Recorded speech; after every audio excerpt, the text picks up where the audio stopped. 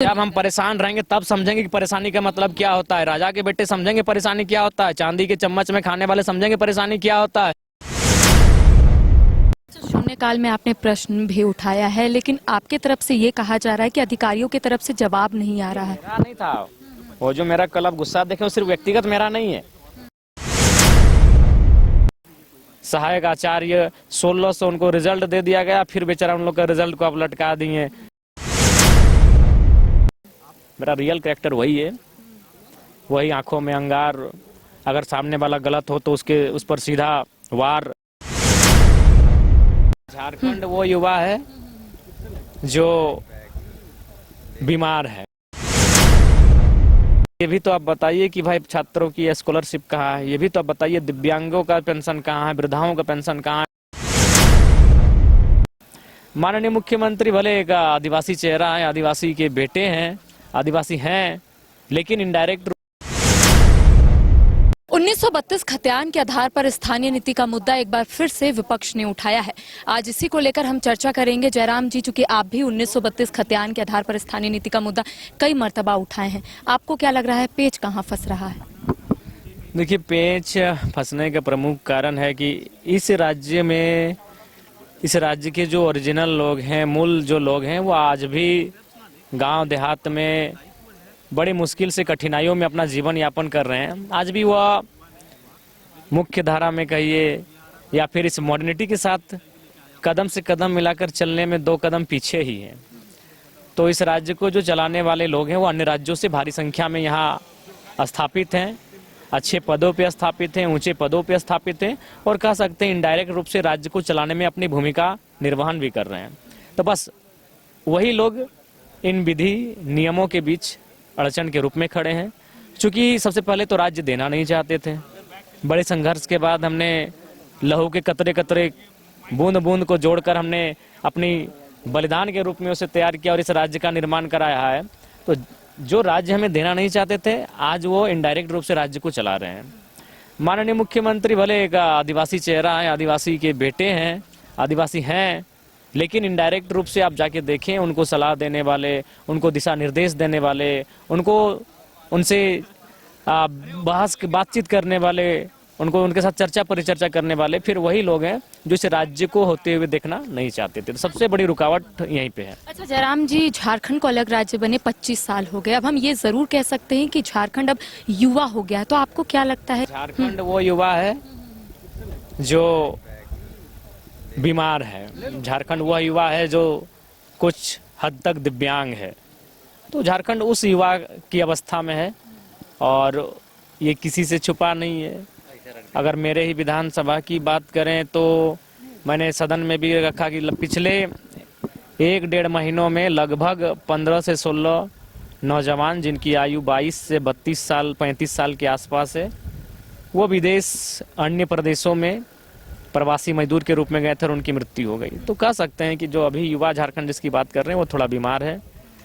खनिज संपदा रहने के बाद भी, इतनी अपार संभावनाओं के बाद भी हमारा राज्य उस लक्ष्य की प्राप्ति नहीं कर पाया, उस लक्ष्य तक नहीं पहुंच पाया जिस लक्ष्य का सपना लेकर हमने इस झारखंड राज्य को अलग करवाया था। अच्छा, कल आप मंत्री दीपिका पांडे सिंह से भी मुलाकात की है। कौन कौन विषय को लेकर आपने मुलाकात की? बात हुई सबसे पहला कि हमारे डुमरी ब्लॉक में बीडीओ नहीं है, तो बीडीओ पदस्थापित करने का बात हुआ। दूसरा बात हुआ कि केवी रोड में जैसे ही हम डुमरी जामतारा को पार करके पीरटाण जाने के क्रम में बाएं घुसते हैं, बिड़पोक होते हुए, सेवाटाण होते हुए उत्तराखंड के छोर में, तो वहाँ एक संकीर्ण पुल है। उस सड़क में लगभग वह 35-40 किलोमीटर की सड़क होगी टोटल, जिसमें बीच में 2-3 बहुत ही संकीर्ण पुल है, जिसमें कभी भी आज समय मैंने ऐसी अप्रिय घटना घट सकती है। तो मैंने कहा यथाशीघ्र उन पुलों का निर्माण करवाया जाए।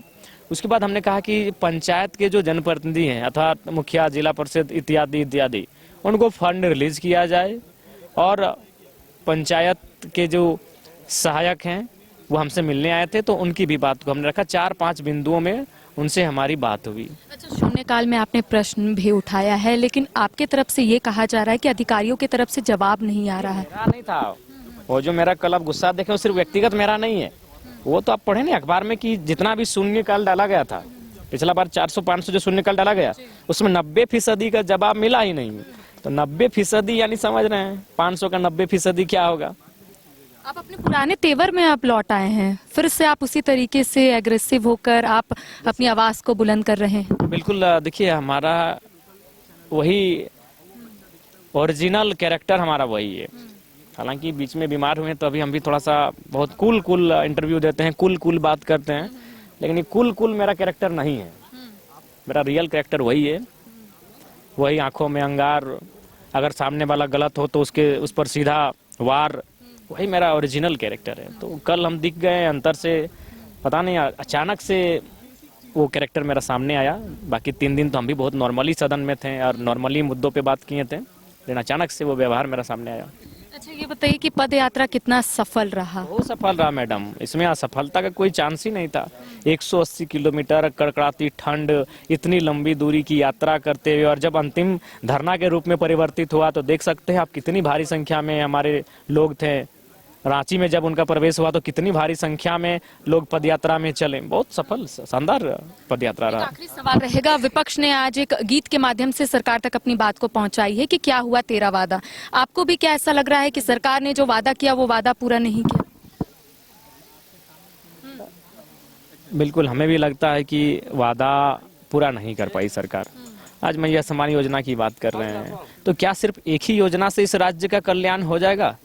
बल्कि उस योजना के बाद और भी कई ऐसे काम हैं जिनको आपको पहले करना था, लेकिन आप क्या कर रहे हैं?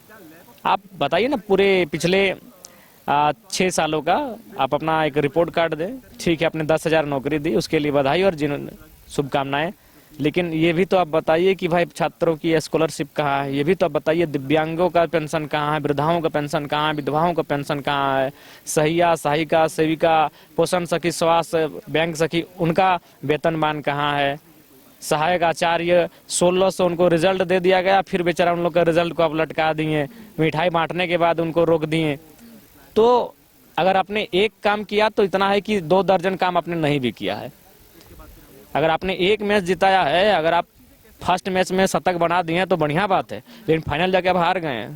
लेकिन छात्रवृत्ति को लेकर इनका कहना है, जो संबंधित मंत्री है चंबरा लिंडा, उनका कहना है कि फंड तो है हमारे पास, लेकिन जो केंद्र सरकार की तरफ से आता है केंद्रांश, उस वजह से रुका हुआ है। के लिए केंद्र ने फंड दिया था क्या इनको? मैया सम्मान योजना के लिए केंद्र ने दिया था? पूछिए तो। जब आपको लगा कि मैंने चुनावी रेवड़ी बांटना था तब आपने उस बात को लेकर वोट भी ले लिया, तब कहने पूछा कि हमको इसमें केंद्र फंड देगा कि नहीं देगा? 2 महीने से तो मैया सम्मान योजना की भी राशि नहीं मिल रही है महिलाओं को। दे देंगे वो मिल जाएगा। घाटशिला का उपचुनाव था, धड़ाक से वही क्या मंत्री जी बोले खटाखट दे दिए। तो क्या उस योजना के लिए आपने केंद्र से बात किया था? आप जो हमको 4 करोड़ 32 लाख का घर दिए, हमको नहीं चाहिए घर। नहीं चाहिए आपको, आवास ही नहीं चाहिए। देखिए, अगर नीलाम करेंगे तो कर लें, लेकिन खाली रहेगा तो रहेंगे। ठंडा है, गर्मी है, बरसात है, हमारे 100 को समर्थक आते हैं, तो ऐसा थोड़ी है। अगर कोई नहीं रखेगा या फिर उसका विधिवत नीलाम नहीं करता है और उससे जनता को अगर फायदा नहीं होगा तो हम रखेंगे। अफसर क्या फायदा लेंगे? अगर नीलाम नहीं होता है तो आप रहेंगे, नीलाम होता है तो आप बोलेंगे कि ठीक है। आपके माध्यम से माननीय अध्यक्ष महोदय को कहेंगे, अगर ये ऐसा संभव है, क्योंकि सब चीज का एक प्रोटोकॉल होता है, प्रक्रिया है, अगर ये ऐसा संभव है तो कर दीजिए, हमको कोई आपत्ति नहीं। लेकिन शर्त मेरा यही रहेगा कि मेरे आवास के नीलामी से जो भी आपको पैसा मिलेगा वह छात्रों के लिए जाना चाहिए। लेकिन जब भी विधायक जी रांची पहुंचते हैं, परेशानी होती है, रुकने में परेशानी होती है, कोई फ्रेंड के घर में रुकते तो आपको एक आवास मिल जाएगा ना? अरे उसके उतना परेशानी झेल लेंगे जी। जब हमारी राज्य की जनता इतनी परेशान रहिएगा तो फिर जनता की कैसे परेशानी सुनिए? जब हम परेशान रहेंगे तब समझेंगे कि परेशानी का मतलब क्या होता है। राजा के बेटे समझेंगे परेशानी क्या होता है, चांदी के चम्मच में खाने वाले समझेंगे परेशानी क्या होता है, शीश महलों में रहने वाले समझेंगे परेशानी क्या होता है। जब हम परेशानी में रहेंगे, जब हम दुखों में रहेंगे, जब हम तकलीफों में रहेंगे, तब हम समझ में आएगा कि जनता की तकलीफ क्या होती है, जनता का दुख क्या होता है। तो आज हम उसी अवस्था में, जिस अवस्था में विधायक बनने से पहले, इसीलिए तो हम जनता के मुद्दों को विधानसभा तक लेकर जाते हैं, क्योंकि हम उस परेशानी में, उस दुख में, उस दर्द में, उस पीड़ा में हम भी रहते हैं। बिल्कुल रह लेंगे, कोई आप दिक्कत नहीं है। रांची में हमारे बहुत चाहने वाले हैं, बस एक कॉल घुमा देना है कि आप अपने घर में 5 गो रखिए, आप अपने घर में 5 गो रखिए। सेवा सत्कार करने वाले बहुत सारे लोग हैं। घर रहने का मकान भर नहीं, ये खुशियों की तिजोरी है। दरवाजे पर दस्तक देता पड़ोस, खिड़कियों से उमड़ आता आसमां, तारों में उलझी ऐसी ना जाने कितनी दास्तां। कहती हैं चले डायमंड सिटी, एक सफर हम सफर के साथ अपने घर तक। Diamond city life long bonding, 500 से ज्यादा खुशहाल डायमंड परिवार। जल्दी करें, सिर्फ 200 फ्लैट बाकी। आज ही बुक करें अपना आशियाना।